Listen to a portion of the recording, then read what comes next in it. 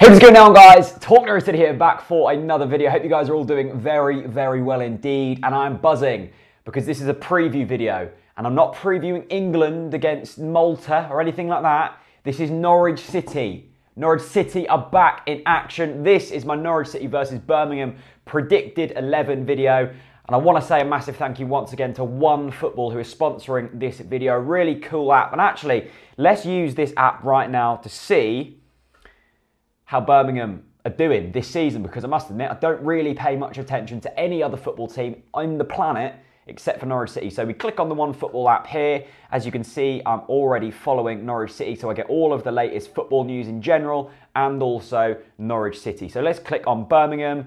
We can see here that they are 20th, so that means they are above us.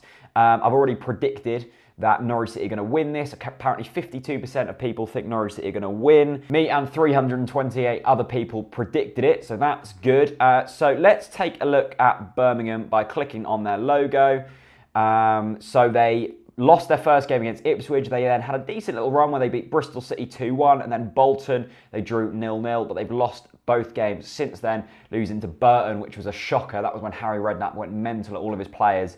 And then their last game was against Reading that they lost 2-0. In terms of their team, they've made some good signings, and the big one is Hotter from Brentford. They took 3 Brentford players on deadline day, 3 of their best players. We'll talk about that in a bit. But let's take a look at Hotter, who's come over from Brentford. Already this season, he's got 3 assists, 68 touches per match, with a 71% pass accuracy. Let's take a look, on the other hand, at Wes Hoolahan and see how he's getting on in terms of assists and stuff like that. There he is, Wesley Hoolahan, season, 86 touches per match. Was that the same as Hotter? 2 assists, 83% pass accuracy.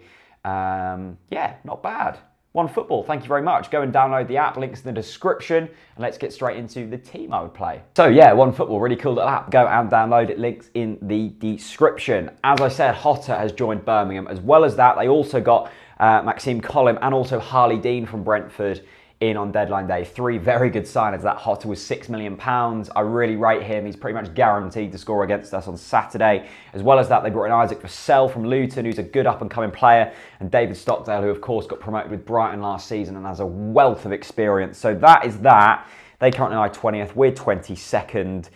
Let's get straight into the team I would play. Obviously, starting in goal with Declan Rudd.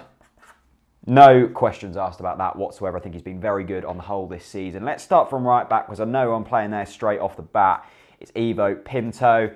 No one's even coming close to him at the moment, although he didn't have the best of games at Millwall, but I'm sure back at Carrow Road, the Pitch War Yellow Army, he is going to be buzzing. Now, the centre-back pairing is an interesting one because, well, who do we play there? We've got a few more options since the game at Millwall. We've brought Grant Hanley in. Tim Close should be back from injury. I'm recording this before the press conference, but he was on schedule anyway to be back fit. So I'm going to go with Zimmerman. I'm going to stick with him.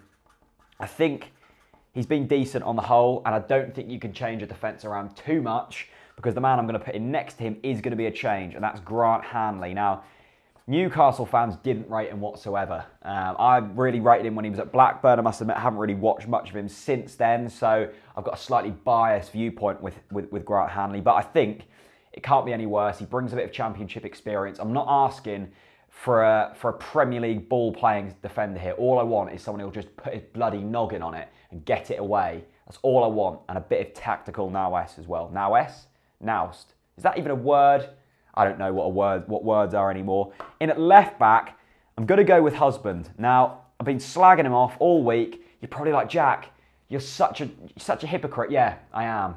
I am such a hypocrite. But I don't think Stiepermann is the answer. I think if we want a long-term, solid defence, we're going to just have to stick with Husband, because, look, there's no other options here really until Jamal Lewis returns, and I don't think Farke really sees Stiepermann as a left back. So I was speaking to a few people in the week, John Punt, one of them from Along Come Norwich, and he said, stick with Husband. I think he's going to be okay. I think he's just going to be a steady Eddie. And I guess that's the best way to describe him. He hasn't got enough pace to attack with any real prowess. I don't think he's great defensively. He hasn't got much power about him.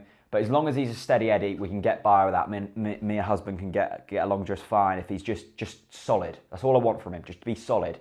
Now I'm going to switch the formation up. I'm going to go with Tete, bring him in. and put him next to Reed with 2 covering the defensive line because I don't think we had enough cover in previous games. So Tete and Reed go in there.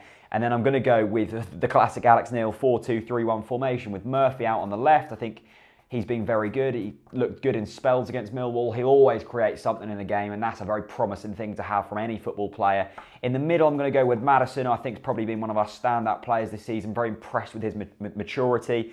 And then out on the right, I'm going to bring my man in, Yannick Wilschke. And there's absolutely no reason why not. I think he's a great football player. I think he adds a lot going forwards. I think he adds a little bit more defensively than other options. And I think he's just a really decent football player. And that's why I'm putting him in my team. And then up front, of course, it is Nelson, who is bagging goals for fun at the moment. And that is always lovely to see. So we're changing formation, a few changes in players. Hanley's coming in, Wilschke's coming in, slight change in formation. Tete drops in there. I guess the question is, does Tim Closer start? Would you put Tim Closer in there because he's back? Everyone rates him very highly. Most people rate him very highly. I do. But you then run the risk of a defence that's being changed a hell of a lot. And that's, I guess it can't get any worse than Millwall, to be fair, can it? Do what you want. Play who you want. Do what you want. Let me know your thoughts down in the comments section below and we can have a chat. But that is the team I would go for. If you disagree with me, let me know. If you agree with me, let me know because it'll boost my ego. Thanks very much for watching. Thank you to all of our sponsors and I will see you very soon for another video. Peace out.